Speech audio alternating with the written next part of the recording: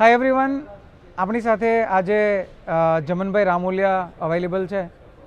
જમનભાઈ પોતે વિયેતનામથી જોડાયેલા છે બહુ રૂટથી. સાથે સાથે વિયેતનામના એની ઘણી બધી કંપનીઓ પણ ચાલે છે અને સાથે સાથે એમનો સન જે છે એ વિયેતનામની અંદર એમની કંપનીઓનું સંચાલન પણ કરે છે. જમનભાઈ પોતે સધન Gujarat chamber of commerce and industry સાથે જોડાયેલા છે વિધાઉટ મોનિટરી બેનિફિટ્સ. બહુ બધી જગ્યા પર સધન ગુજરાત ચેમ્બર ઓફ કોમર્સની જેની રિક્વાયરમેન્ટ હોય એવા ઘણા બધા કાર્યક્રમોમાં એ પોતાની પ્રેઝન્સ આપી અને પોતાના નોલેજને બી શેર કરે છે. જમનભાઈ વિયેતનામથી ડેલિગેશનને અહીંયા લાવેલા પણ ખરા. એમ્બેસેડર્સને અહીંયા બોલાવી અને સધન ગુજરાત ચેમ્બર ઓફ કોમર્સ સાથે એમણે કોલાબરેશન પણ કરાવ્યું. એમની સાથે MOU પણ સાઇન કરાવ્યા કે જેથી કરીને આપણે આવતા ટાઈમની અંદર વિયેતનામ સાથે બિઝનેસ કઈ રીતે વધારી શકીએ એના માટેની ઓપોર્ચ્યુનિટીઝ આપણે ઊભી કરી શકીએ. આપણી વચ્ચે આજે જમનભાઈ ઉપસ્થિત છે. જમનભાઈને ખાસ એટલા માટે બેસાડ્યા છે કે આપણને થોડોક આઈડિયા આપે કે સુરત આજે કઈ દિશામાં આગળ વધી રહ્યું છે, જે ઓપોર્ચ્યુનિટીઝ આપણે આજે ક્રિએટ કરી રહ્યા છીએ. મિશન 84ની રિગાર્ડિંગ જે સધન ગુજરાતનું એક સ્ટેપ ફોરવર્ડ થઈ રહ્યું છે, તો એના અંદર આપણે સુરતને ફ્યુચર સિટી તરીકે ક્યાં જોઈએ છે, fastest growing city in the world Jamanbhai, એ રીતે આપણે સુરતને ક્યાં જોઈએ છે અને જમનભાઈના વ્યૂથી આવનારા ટાઈમની અંદર સુરત એ ઇન્ટરનેશનલ બિઝનેસની અંદર પોતે કઈ જગ્યા પર ઊભું હશે, થોડી માહિતી આપણને જમનભાઈ આપશે. જમનભાઈ. અમિતભાઈ, ખૂબ ખૂબ તમારો આભાર. તો જેમ્સ એન્ડ જ્વેલરીમાં દુનિયાના નકશામાં સુરતનું એક નામ છે. નાનું એવું ડોટ જો તો દુનિયામાં કોઈ પણ જગ્યાએ જાઓ, કોઈ બી કન્ટ્રીમાં તો સુરતને નામથી ઓળખે છે. ઘણું કન્ટ્રી એવા છે કે ગુજરાતનું નામ ખ્યાલ નથી પણ એને સુરતનું નામ ખ્યાલ છે સ્પેશિયલ ડાયમંડ માટે.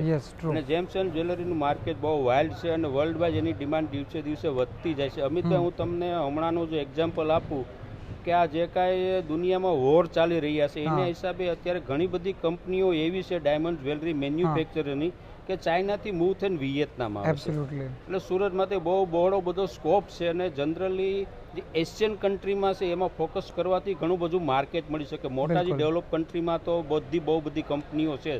ધારો કે વિયેતનામ છે અત્યારે જ્વેલરીનું હબ બનતું જાય છે, પણ એનો આપણે હજી લોકો કોઈ એનો ઉપયોગ નથી કરી શક્યા. તો આવતા સમયમાં હું એવી અપીલ કરું જેમ્સ એન્ડ જ્વેલરી એસોસિએશન કે એકવાર મુલાકાત કરે, ડેલિગેશન વિઝિટ કરે, જોવે, જાણે ત્યાંનું માર્કેટ કેવું છે અને જો આ લોકો રેડી હોય તો હું ત્યાં બધી વ્યવસ્થા કરવાના B2B મીટિંગ કરાવી દેવા માટે હું કટિબદ્ધ છું. બિલકુલ, હું સુરત જ્વેલરી મેન્યુફેક્ચર એસોસિએશનને પણ એ માટે વિનંતી કરીશ સાહેબ કે આપણે અહીંયાથી ડેલિગેશનને લઈને ત્યાં જઈએ અને ત્યાંના માર્કેટમાં જે ઓપોર્ચ્યુનિટીઝ છે એને આપણે વ્યવસ્થિત રીતે ડિકોડ કરીએ અને સમજીએ કે આપણે શું કરી શકીએ એમ છે.